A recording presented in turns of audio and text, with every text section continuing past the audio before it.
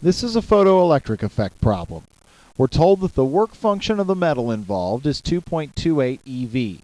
Now remember, eV is just another energy unit. And we're going to shine on that metal blue light with a wavelength of 4.25 times 10 to the minus 7 meters. And the question is, when the electrons come off the metal, what's their maximum kinetic energy? All right, now before we go through the math, let's make sure we understand the concept. We've got this metal that is composed of atoms. Those atoms have electrons. They hold on to those electrons with a certain amount of energy. When light is shined on the metal, that light can give those electrons energy. And if they get enough energy from the light, they can escape the hold that their atoms have on them and they can break free of the metal. Now to do this, they have to have enough energy to break free of the atoms. How much energy is enough? Well, that's what the work function tells us. The work function tells us it takes 2.28 eV in order for an electron to break free of the atom. So the electron must get at least 2.28 eV from the light that's being shined on the metal. Well, if the light is giving these electrons energy, we better figure out how much energy the light has to give to the electrons. We have the wavelength of the light. That doesn't tell us about energy. We know an equation that relates the frequency of light to its energy, so we need to take this wavelength and convert it to frequency. We can do that with the equation frequency equals speed over wavelength. We know the speed of light. It's 3.0 times 10 to the 8th meters per second.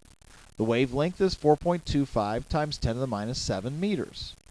Meters cancel, and we find out that the frequency is 7.1 times 10 to the 14th 1 over seconds, or hertz. Okay, now that we have frequency, we can calculate energy because we know that energy is h times F. H is Planck's constant. Since we're dealing with eV here, let's use Planck's constant in eV, which is 4.14 times 10 to the minus 15th eV seconds.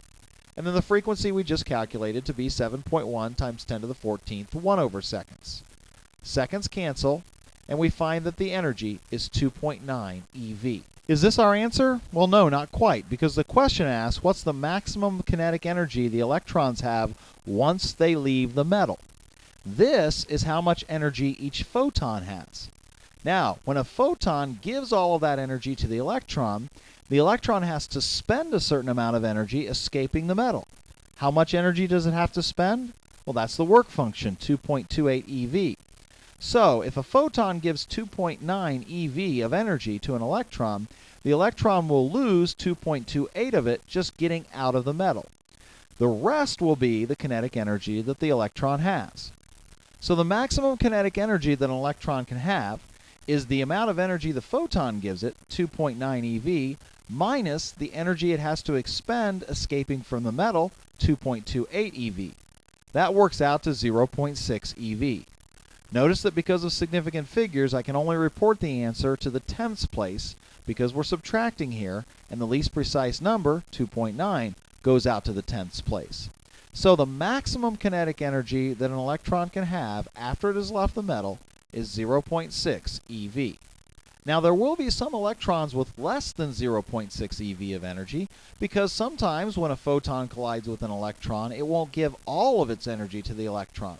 So electrons might come out with less than 0.6 eV, but there's no way that an electron can come out with more than 0.6 eV because the maximum amount of energy that a photon can give an electron is 2.9 eV, and then the electron loses 2.28 of it escaping, and in the end 0.6 eV is the maximum kinetic energy that an electron can have.